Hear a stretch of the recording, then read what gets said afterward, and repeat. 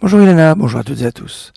Dans les années comme la nôtre, une année où il y a 12 mois et pas 13, pas Adar Véadar, bien en général on a la paracha Vaïkra qui est l'avant Shabbat, qui est avant Pessah, et Tzav qui est juste avant Pessah, et cette année c'est vraiment la veille de Pessah, ce sera la paracha Tzav. Et le Shabbat qui précède, donc ce Shabbat, on commence un nouveau livre, le livre de Vaïkra.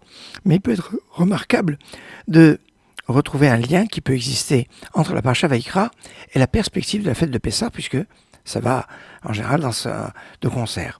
Et dans la paracha Vaïkra, au chapitre 2, verset 13, il est marqué Vechol korban minchatecham bamelach timlach, et tous tes sacrifices, tu vas les saler. Et velo tashbit melach berit, et tu n'enlèveras pas le sel de l'alliance. Alkol korban chatachim melach, sur tous tes sacrifices, tu amèneras du sel. Et donc on doit une mitzvah de mettre toujours du sel sur tous les sacrifices. Nous n'avons plus de sacrifices et la table remplace l'autel, et c'est pour ça que sur la table il doit toujours avoir une salière, il doit avoir toujours du sel, parce que le sel a eu, quand il y a eu la séparation des eaux d'en bas, des eaux d'en haut, les eaux d'en bas ont pleuré et on dit on va être plus loin d'Hachem, quelque part, si on peut s'exprimer ainsi. Et Dieu a promis 2 mitzvot. La mitzvah d'avoir du sel sur la table, le sel qui vient de la mer, et de faire des libations d'eau à la fête de Sukkot, dans les Souk Hamayim, les libations d'eau. Et donc, c'est un symbole qui est fort. Mais avoir ce sel, c'est d'exprimer que Dieu est le maître de toutes les forces, même les plus opposées. Dans le sel, il y a la force de l'eau, parce que ça vient de l'eau. En général, on prend de l'eau de mer, et donc on va avoir du sel. Donc c'est l'eau. Mais d'un autre côté, le sel, dans sa qualité, il est chaud, il chauffe. Malière carotéar, comme on dit, quand c'est salé, c'est comme si c'était chaud.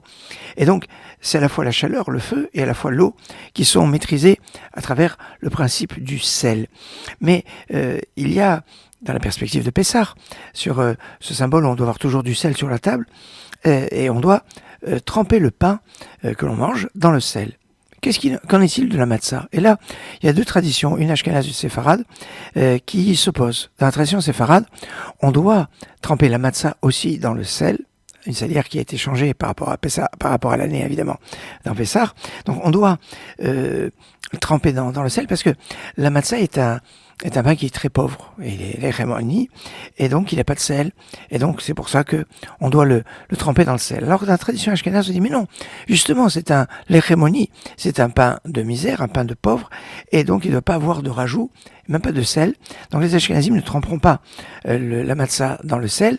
Chez les sfaradim, on fera encore plus attention pour la matzah que même pour du pain dans le courant de l'année, pour le tremper dans le sel. Et donc dans la paracha Vaïkra, qui nous signifie l'importance d'avoir du sel, de mettre du sel sur les sacrifices, il va avoir une réflexion à mener sur la place du sel sur la table du seder, et de tremper ou pas tremper la matzah en suivant les traditions ashkénazes ou séfarades. Excellente journée.